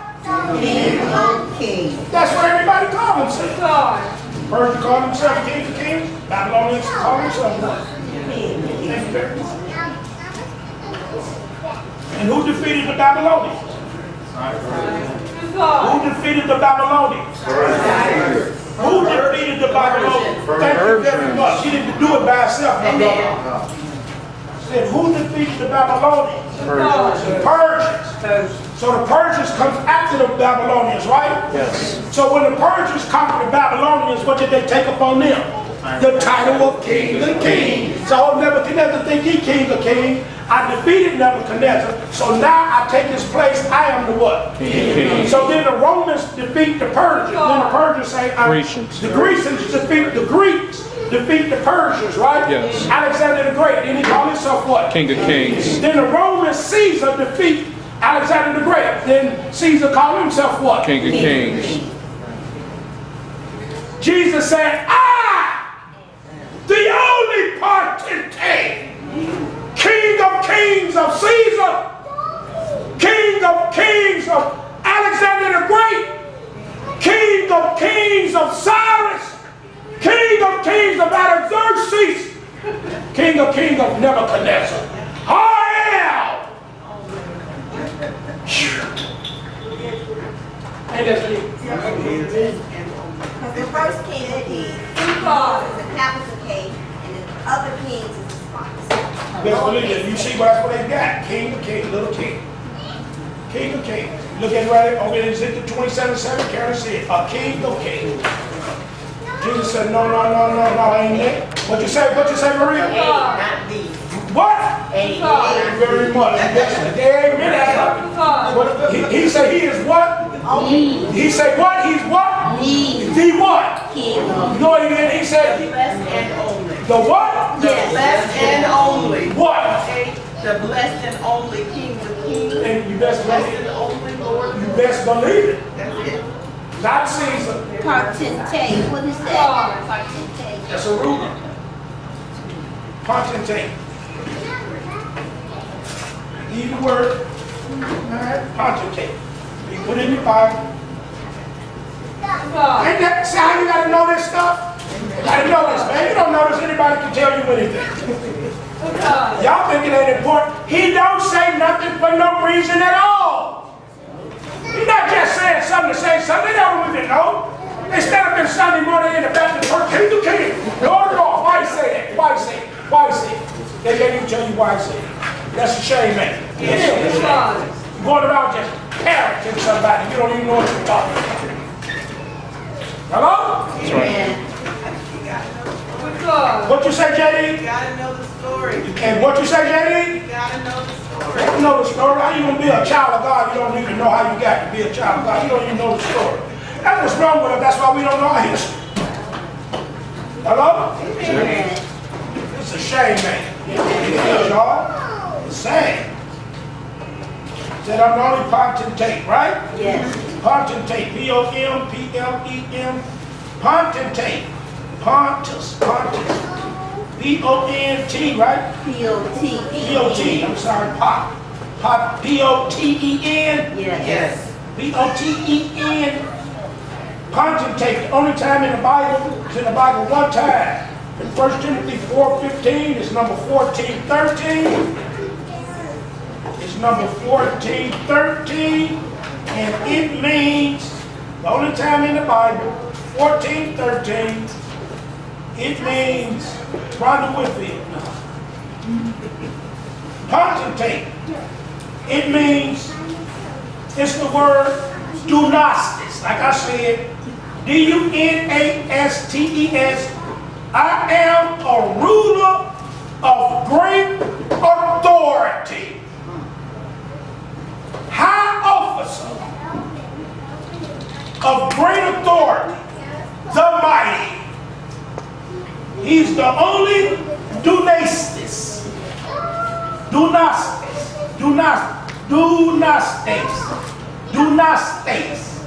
Here I am the only, you know I come from dunamis. Yes.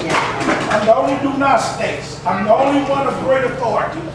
I'm the only one of great authority. I'm the only one of great authority. I am the only great authority. That's what he said. I am only the great authority. There's only one great authority. All right, we got to go. All right. Verse 16. Oh yeah, because we're looking for what? Immortality. Read, JD. We had 1 Timothy chapter 6, verse 16. What are we looking for, JD? Immortality. Read. Who only hath immortality and life. What right? in For life, God. For God. which no man can approach unto, whom no man hath seen nor can see, to whom be honor and power everlasting. Amen. That's the clearest truth. Amen. That's the clearest truth right there. Read it again, JD. Who only had immortality, dwelling in the light, which no man can approach unto, whom no man hath seen nor can see, to whom be honor and power everlasting. Amen. That is the clearest light. You got a coffee back there, Bonnie? Hurry up, hurry up. Where?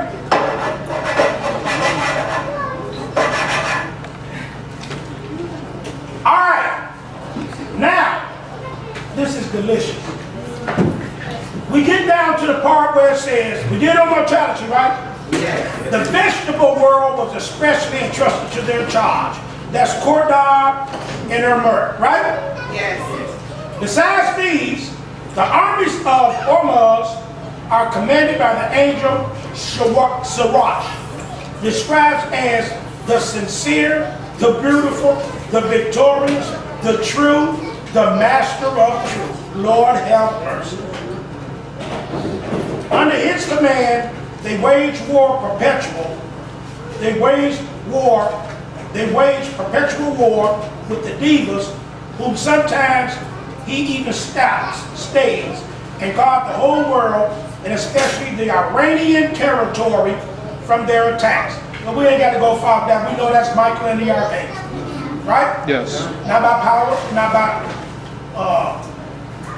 might, but by my spirit, said the Lord. All right. Now we move to Araman. Highlight, orange highlight. Highlight. Because you got, now we're going to the council of Araman, right? Yes. Araman's council of 6 consists of Oko, Mano, the bad man. For God. The bad man. For God. That's man. Over in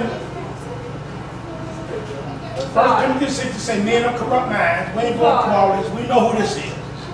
Indra, y'all highlighting all of this. Abraham's council of 6 consists of Mano, the bad man. No, we know that's God. He sent the evil spirit unto the prophets of Ahab, right? Yes. Right? Yes. All right. You highlight all of this. Indra, the Vedic god of storms and war. We know who that is, right? You can read that in the book of Job, right? Yes. But simply a destructive being in the Zoroastrian mythological Karva, who may be Siva, Nohom, Hayata, Hayat, Tarit, and Zurit, the 2 letters being darkness and poison. But this council, you highlight all of this, it's not elaborated with so much care as that of Ormuz, and several of his members are very shallow persons. Okay? So you highlight all that. So you don't highlight Ormuz, he right between them, but you highlight these are the attributes of Araman. You stop at persons. Hello? Hello? Amen. You need to go home and read this again by yourself. In his general summary of Mars deism, Mars, and then you see deism, right? Mars and D-E-I-S-M.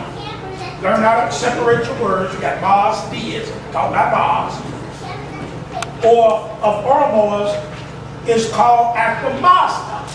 The second part of the deity's name, Mr. Rollison, page 337. Mr. Rollison, page 337. I don't know if this is in Mr. Rollison, page 337. Yep, is in here too. I'm going to read somebody here. Yep, here you go.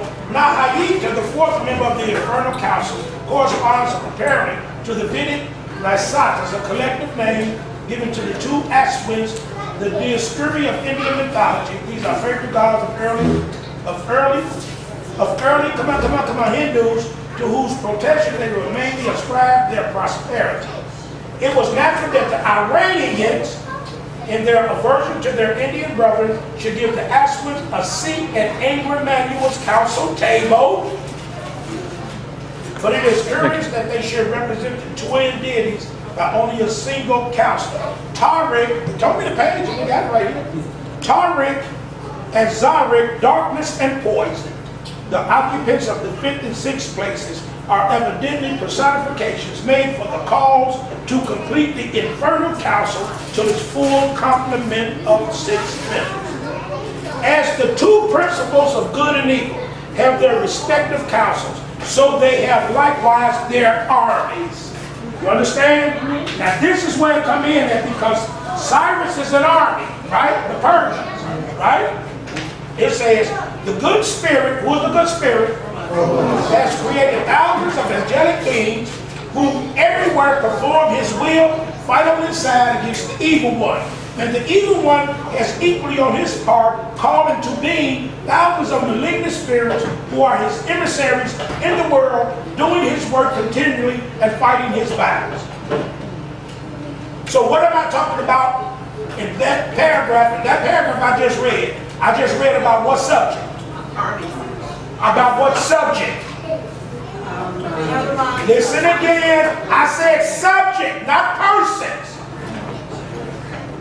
As the 2 principles of good and evil have their respective counsels, so the 2 principles of good and evil have likewise their armies. The good spirit has created thousands of angelic beings who everywhere perform his will and fight on his side against the evil one. And the evil one has equally on his part called to being thousands of malignant spirits who are his emissaries in the world, doing his work continually and fighting his battles. I just told you the subject of what?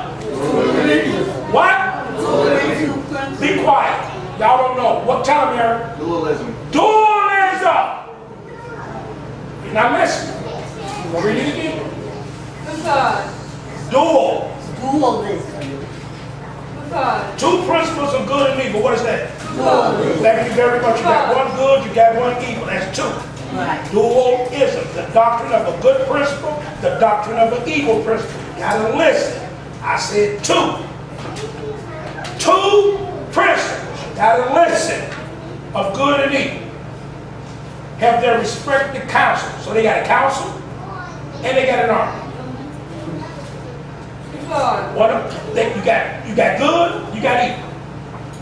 He got a council and an army. He got a council and an army. It's called dualism. They fight against each other. Is that true? Yes. No!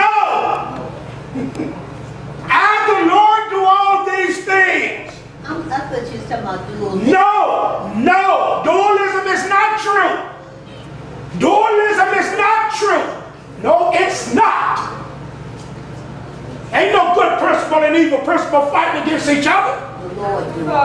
Thank you very much. No, it's not true.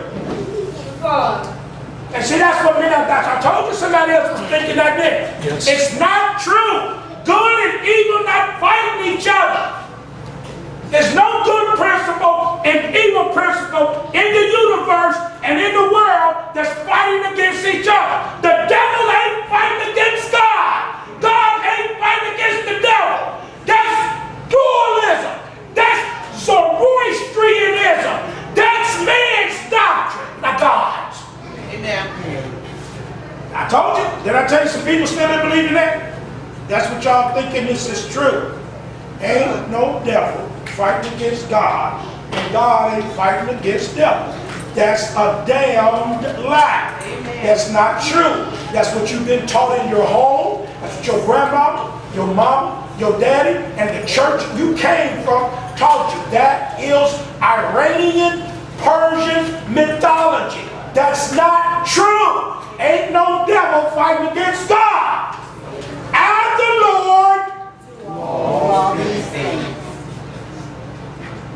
What I'm telling you is not true now. That's what I tell you. Some of y'all not understanding. If you poor, the devil made you poor, right? No.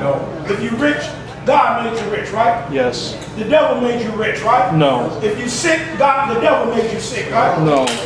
If you got bad luck, that's because of the devil, right? No. Damn right, ain't no such thing as no bad luck.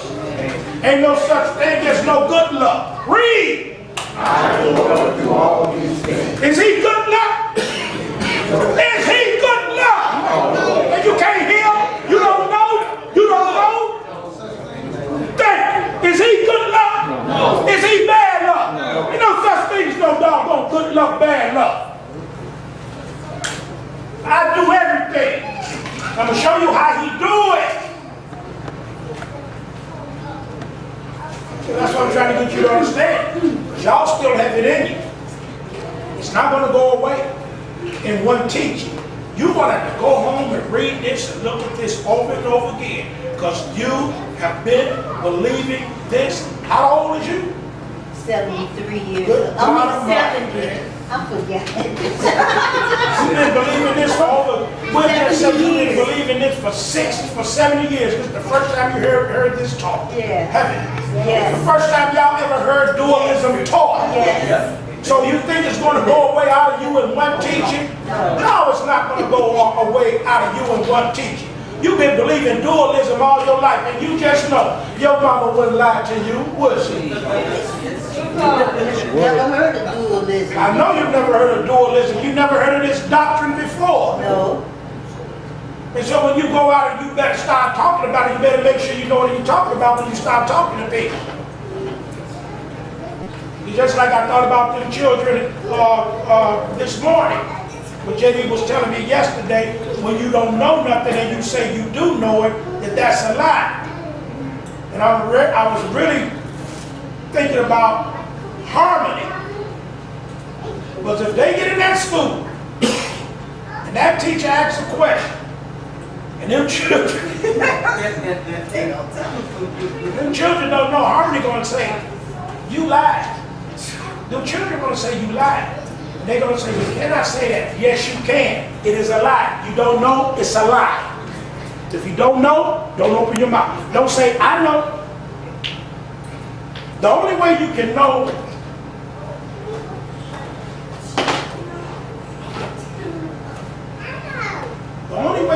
this right here.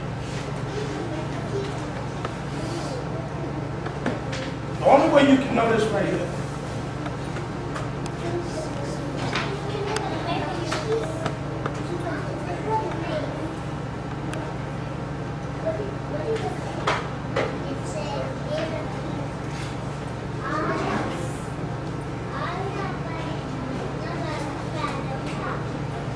The only way you can know that right there is you have to have worked this problem and did it for yourself.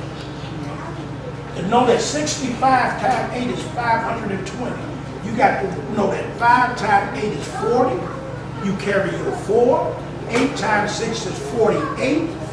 Right? Yes. Plus 4, right? Yes. Is 52, right? Yes. Yes. And you put it, that's the only way you can know that. You would have to have worked it yourself. To say, I know that, and you have never done it, and did I have it, did I experience that? That's the only way they're going to know. If you say you know what that means, what's 65 times 8? Do you know it? Yeah. You raise your hand, I say, what is it? You say, what did you do? That's what the children are going to be doing. Well, if they have worked the problem and they know it, except if they don't read the doggone book, they don't sit here and they don't read this book and they don't study this stuff and heard what I said, they get in that school and tell them that a man can marry a woman, what they going to say? Dennis, I'm telling y'all, y'all think it's a joke. It's coming. Dennis. Them children right there, they finna go through the fire. They learn it. Oh, but What? they need to tell you about the strange woman. Harmony and Hayden was telling us yesterday about their teacher, how she flirted. See what I mean? See what I mean? And both of them said, both of them married, both of them got rings on See their what I finger. mean? See what I mean? See, they can recognize. She was See what I mean? she the strange woman. See what I mean? And Harmony said that the lady See what was I mean? flirting. See what I mean? And See what I that mean? sin. See what I mean? I didn't See what I mean? none of that. See what I They mean? told me this. See what I mean? See what I mean? And it says, See what this is I how mean? they know that See what I mean? she's a strange woman. See what I mean? She kissed the man. See what I mean? And he said, why is she See kissing what I the man? mean? They See what I both mean? married. See what I mean? See what I mean? See what I mean? It is.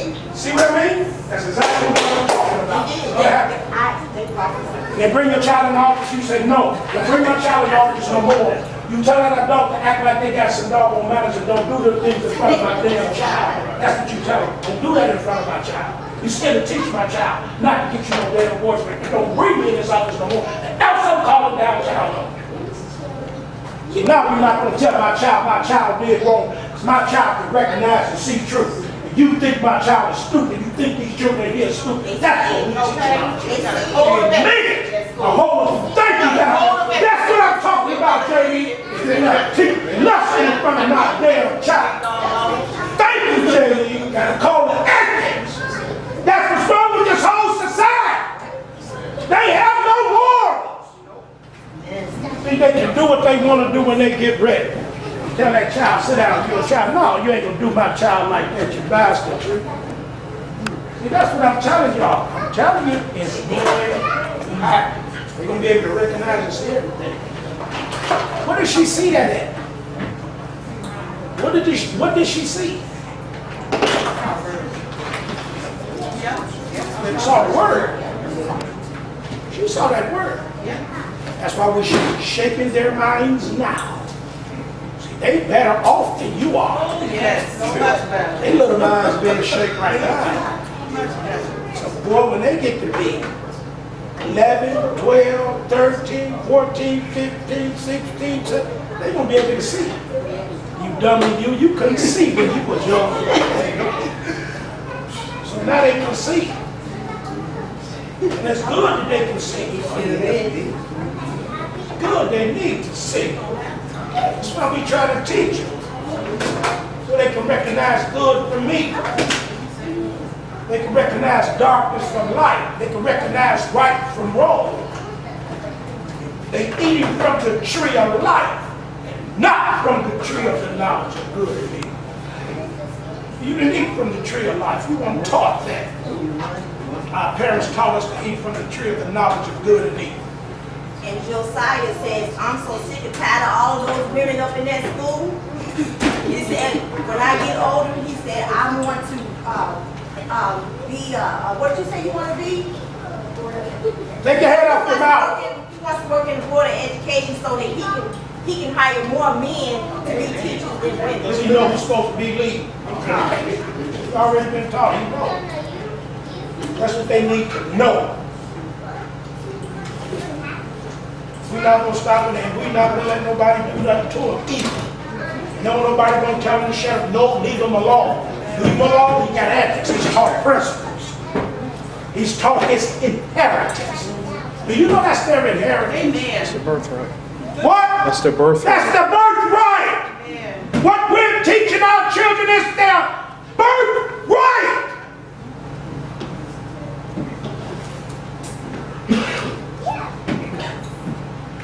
Teach our children it's their birthright. It's in them already. I'll instill to them it's in them by nature. It's in them. Tell them that. You constantly enforce that upon them. You and Jay, it's in you already. It's your birthright. This is how your forefathers were. You do know. All you have to do is apply yourself. It's in you by nature. It's in you by nature. It's a birthright. You are chosen for it. You can do it. It comes from your forefathers. It did not come from them white Anglo-Saxons. They stole it from your ancestors. They stole it from them. They want to make you think you are inferior. You are not inferior. You are superior. It's in you. That's what we teach now. It's in it. Yeah, you better, every time I see them, they better have A's and B's. Nothing but A's and B's, even in conduct. You know how to conduct yourselves. In school, you are above. You sit your behind down.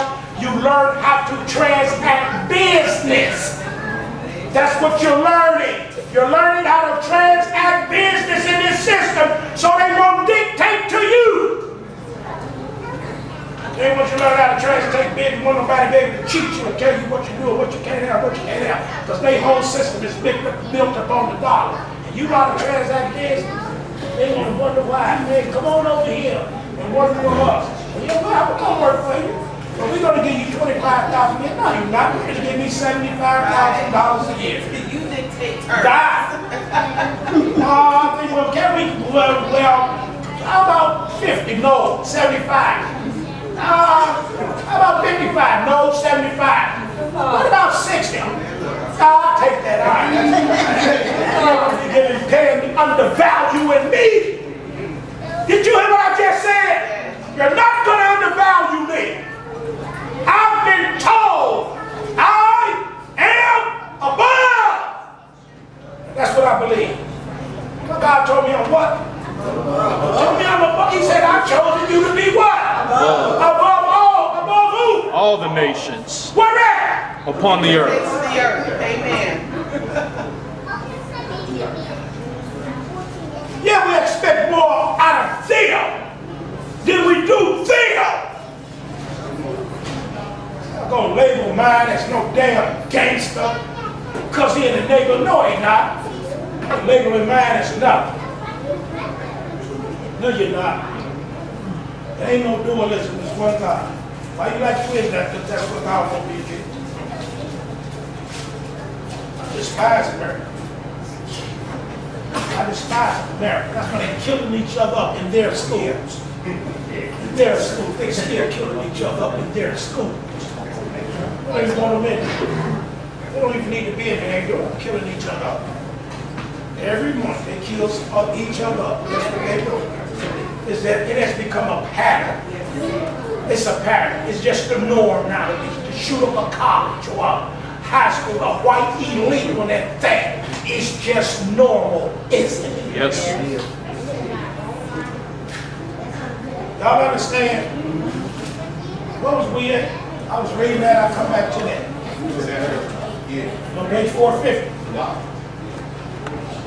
The second part of the deity's name, Mr. Robinson, page 337, points out that besides their belief in a spiritual world, listen to this, composed partly of what? Good. Partly of what? Evil. So Roystrians held very enlightened views with respect to human duties and what? Their system, truth, purity, piety, and industry were the virtues chiefly valued and inculcated. Where did they get that from, Charles? That's Egyptian. That's Mizraim. What? That's Mizraim. That's Mizraim. That's why y'all, that's why you're going to get, that's why you need, I don't know if you got it, make sure you get you a stolen, who got this stolen legacy? Who got this stolen legacy? I do. Let me see your stolen legacy. Let me see your stolen legacy. Make sure you have your stolen legacy. You gotta be like that. That's how I gotta look. Make sure when you buy your stolen legacy, it look like that. Now I showed you. Get your stolen legacy. You need your stolen legacy. You need your Timbuktu and your stolen legacy. Those are two books I am going to teach along with your African original heritage life. These are virtues. Let me read something to you. You see what he said here? You heard what he said, right? He said, in their system, truth, purity, piety, and industry were virtues chiefly valued and inculcated, right? Yes. Right? Yes.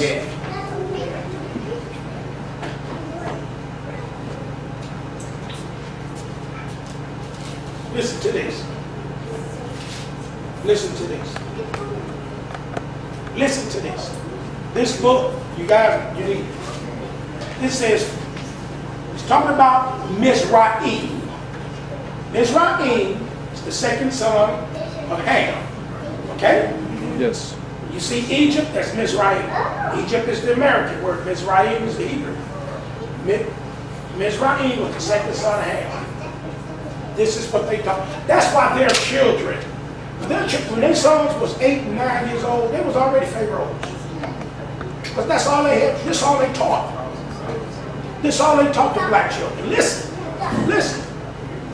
Their education consisted only in the cultivation of the 10 virtues. What did he just say? He said, in their system, truth, purity, piety, industry were the virtues chiefly valued and inculcated.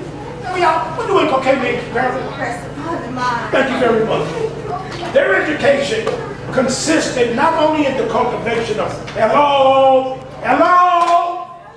you too you guys are something else. Listen. You can't write and listen, read the book. I'm trying to teach you something. Their education, I'm talking about Mizraim, the second son of Ham, in the 10th chapter of the book of Genesis. Their education consisted not only in the cultivation of the 10 virtues, how many he lists? 4. See what I mean? Yeah. No, I'm talking about in the book. How many virtues he lists, Jaden? 4. 4? Yes. How many is it? 10. Well, what happened to the other 6? Get rid of them. See what I mean? How many did they have in Mizraim, Ronnie? How many did he list? Where's the other 6 at? Do you understand what I'm saying? Yes.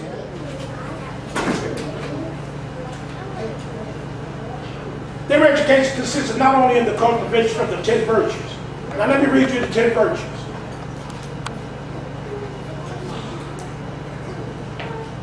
It said a life of virtue was a condition required. What I just said? Condition required. By Mizraim. This was required. You children must have these virtues. A life of virtue. What did Peter say? Add to your faith. First thing he told you to add to your faith is what? I wish I had a witness. What's the first thing he told you to add to your faith? What's the first thing he told you to add to your faith? Virtue. Yes, First thing he told you to add to your faith was virtue. What color was Peter? Black. Oh, you don't say. First thing he told you to add to your faith was virtue. Where do you think he got it from?